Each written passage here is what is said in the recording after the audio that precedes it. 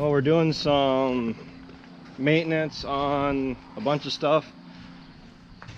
Ryan is working on taking this bearing out on the round baler. You guys saw in a video, it was a little while ago now, where I said I was having issues baling. This was one of the issues. The bearing is going out. You can see that it's actually not on center. You can actually see the bearings in there. What was happening is that it was allowing this back roll to pinch. Oh, there you got it. To pinch, and it wasn't allowing the net wrap to feed out properly. So, plus I could hear it squeaking. You could see it was riding right here. The one thing I like about these bearings is that you can see that was fixing to go up in a good way. They're really not that bad to service. Other than having the part on hand, which we don't. We're going to go through, pull this out, and then we'll back this back in the shed. It won't be that bad to replace because basically you take these 4 bolts out, that pin Ryan just got out. The biggest issue is probably going to be getting this off. Seems how it's spun onto the shaft. So we might have a little bit of fun getting everything smoothed off again so we can get the new bearing on it. That'll be for another day. I went through and took the air hose to the baler. I got everything cleaned up for the most part. I mean, growing up I never used to use the air hose. It wasn't until I got through college that it just got to the point where it's like an air hose seemed like it did a lot better job getting all the fines out. Water, using the pressure washer, it seems like a great idea, and don't get me wrong, it is once you get all like the bigger stuff out, like the pieces of hay or whatever else. But the problem is that if you don't get them off the machine and down on the ground and you start in with the pressure washer like with this, I could have been here for 2 hours trying to get this baler cleaned off, what I did in 20 minutes with the air hose. This up under here gets full of stuff, crud. You can see like a lot of this. Water, hitting it with the pressure washer just doesn't seem to work. It does, but it's really inefficient, and we're all about efficiency around here. So I went through, air hose did a really nice job. What the pressure washer really excels at is all of this, just dirt and grime. This is a product of when that SCV O-ring went out on number 3, and I'm in the process now of just getting it cleaned up. I went through with the air hose, got all the major stuff out. I hit the cab with the air hose. That's pretty common.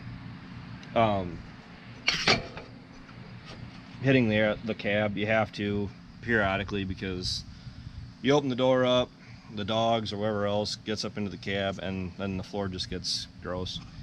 So going through and hitting this with the pressure washer, this will get this all cleaned back up. The round baler, once we get done working on it, I do have a couple teeth I gotta give some attention. Go ahead and pull it off, Ryan. These teeth on the end here, overall, the main teeth on the pickup really aren't that bad.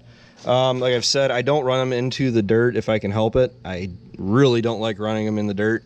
All it does is wear them out quicker. And as far as maintenance jobs on this round baler, see, I did catch some dirt, but changing the teeth on any round baler is probably my most avoided job that I try to do. Granted, you can't go wrong having a good set of teeth on it. It's been 2 years since we've changed these, and corn fodder is really rough on them, don't get me wrong, but until it really starts to show a few gaps where I'll be missing like 2 here, 1 here, 2 here, because these do come in, when they're new, there's 2 tines per spring set, and I need to be able to justify putting the money into them if it doesn't need it.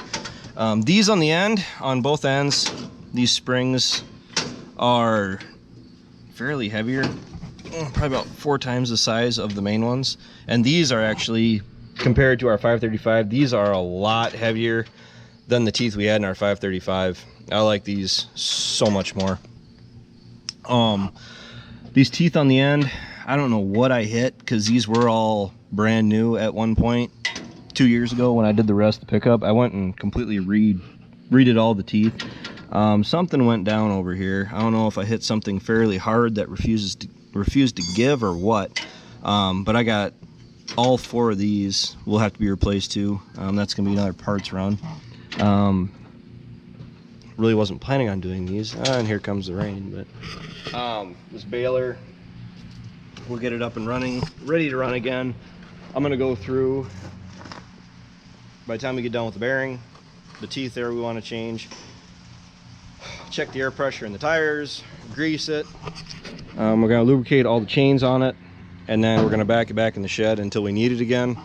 There's some things coming up potentially that I'm not gonna discuss. We may not run this baler too much more this year. All right, that's all I got to say for this, guys. It really is just down to a lot of maintenance stuff right now. A little bit of everything going on in here. We're trying to get caught up and actually get ahead if we could. So, well, that's it for this. So take care, take it easy, keep in touch. I'll talk to you guys later.